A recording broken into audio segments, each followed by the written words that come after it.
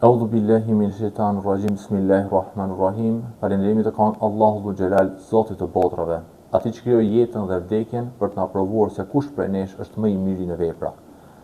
Paqja dhe mëshira e Allahut dhul Xhelal qoftë mbi të dërguarin ton Muhammedin alayhis salam, mbi familjen e tij të pastër, mbi shokët e tij besnik dhe mbi të gjithë ata që do ndjekin rrugën e Islamit deri në ditën e gjykimit. Të nderuar vëllezër dhe motra, një nga çështjet më të ndjeshme dhe më aktuale të kohës sonë është tema e donimit të organeve. Është një temë që prek drejt për drejt jetën, vdekjen, trupin e njeriut, dinjitetin dhe mëshirën, pra tema themelore të Islamit. Kjo çështje bën pjesë në atë që dietarët e quajnë jurisprudenca islame, bashkohore, pra çështje të reja që nuk janë trajtuar drejt për drejt në kohët e hershme, por që zgjidhen në dritën e parimeve të përgjithshme të sheriatit. Pozita e jetës njerëzore në Islam, jeta e njeriut është një e shenjtë. Allahu dhul Xhelal e ka nderuar njeriun mbi shumë krijesat të tjera.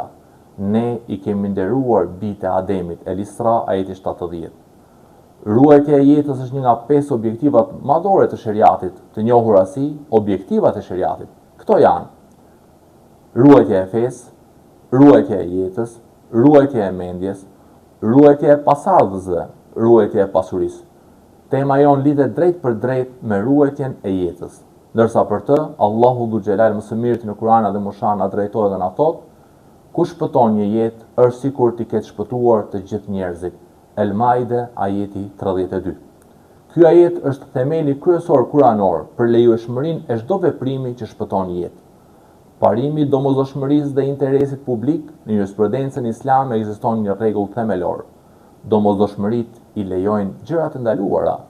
Kur jeta e një njeriu është në rrezik dhe transplantimi është e vetmja mënyrë për shpëtim, atëherë ndërhyrja në trup lejohet, sepse synimi është ruajtja e jetës. Gjithashtu, ekziston parimi i interesit të përgjithshëm shoqëror. Shpëtimi i jetës është interesi më i madh i shoqërisë sonë. Parimi mos dëmtimit, ndërsa i dërguari i Allahut ka thënë: nuk lejohet të dëmtohet vetja dhe as të tjerët. Prandaj, dhurimi nga i gjalli lejohet vetëm nëse nuk rrezikon jetën e dhuruesit, domethënë atij i cili jeton. Nuk lejohet durimi një organi jetik që çon në vdekje. Lejohet për shembull durimi një veshke ose një pjesë të ëmbëlqisë, kur mjekët dëshmojnë dhe garantojnë se dhuruesi mbetet i shëndetshëm. Pëlqimi i lirë dhe ndalimi i tregtisë për organeve, një kusht themelor është pëlqimi i plot dhe i vetëdijshëm nga dhuruesi, pa presion, pa detyrim, pa mashtrim, ndërsa tregtia e organeve është rreptësisht e ndaluar, sepse trupi i njeriu nuk është mall. Kjo bie ndesh me parimet e dinjitetit të njeriut. Njeriu është i nderuar, jo objekt shitjeje. Donimi pas vdekjes dhe çështja e vdekjes cerebrale.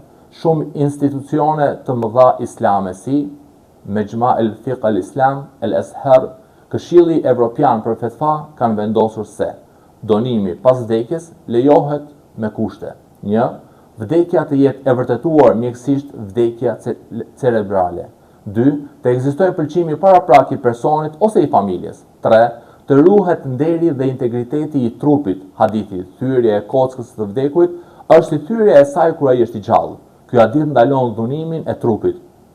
Por dietarët sqarojnë se ndërhyrja për shpëtimin e jetës nuk është dhunim, por bamirësi. 6. Dimensioni shpirtëror. Sadaka e vazhdueshme. Donimi i organeve mund të konsiderohet bamirësi e vazhdueshme, sepse edhe pas vdekjes një pjesë e trupit tënd vazhdon të japë jetë. Muhamedi sallallahu alaihi wasallam ka thënë: kur vdes biri i Ademit, ndërpriten veprat e tij përveç 3 gjërave: sadakaja e vazhdueshme, dituria e dobishme dhe fëmia i mirë që lutet për të. Çfarë sadakaje më e madhe se t'i dhurosh dikujt jetën? Përfundim, mes dijes, etikës dhe mëshirës. Të dashur vëllezër dhe motra, donimi i organeve në Islam nuk është çështje emocioni, por çështje dijes, etikës dhe mëshirës. Shumica dërmuese dietarëve bashkohor e konsiderojnë të lejuar gjaiz, në shumë raste të rekomanduar, mendub kur synimi është shpëtimi i jetës dhe ruhen kushtet e sheriatit. Kjo tregon se Islami është fe e jetës, fe e mëshirës dhe fe e dinjitetit njerëzor. Ju falenderit.